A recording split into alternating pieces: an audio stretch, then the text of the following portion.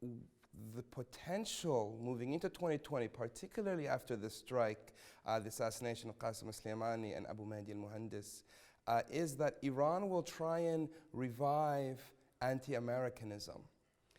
It will focus on the US troop withdrawal as its main policy to try and regain legitimacy in Iraq. So those protesters who were calling for reform, those protesters who were calling for Iran to leave, will either be silenced or co-opted into thinking that the bigger issue for now isn't removing Iran, but actually removing US troops.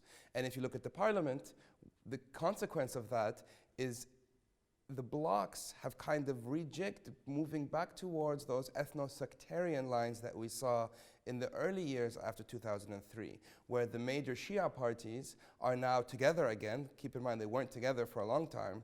They're now together again and focusing on US troop withdrawal as a way to reunite their base.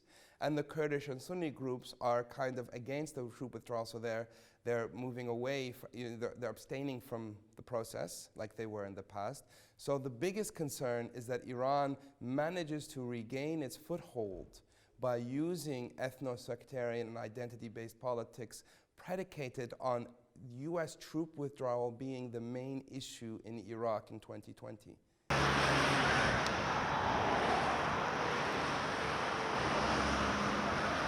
In the last few years, what you've seen is really a waning, a decline, let's say, in American influence in Iraq.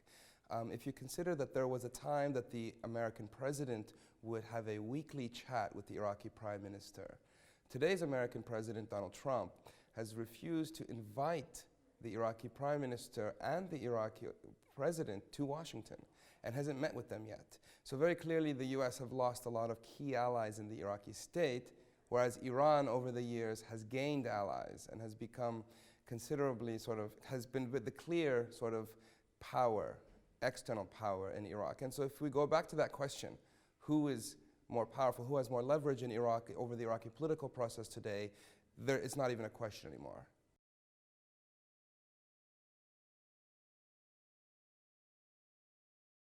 Well, Donald Trump came out, the president of the US came out and said, that's it. We hit an Iranian general and they hit us back and, clearly we won this, right?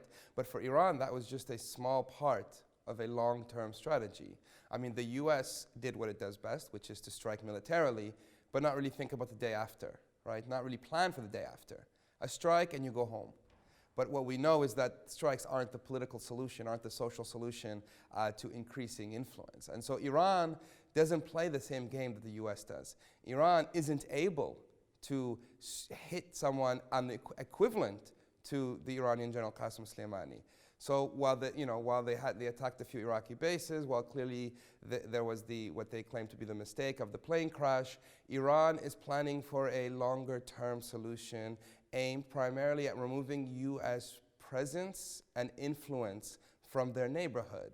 And that doesn't come from a strike in equivalent terms. That comes from a longer-term, both hard and soft power strategy to pursue that interest. So the tit for tat may be over from the perspective of the Americans who view things in very much short-term basis, but the tit for tat is not over for Iran. It'll come in many different forms and have many different outcomes.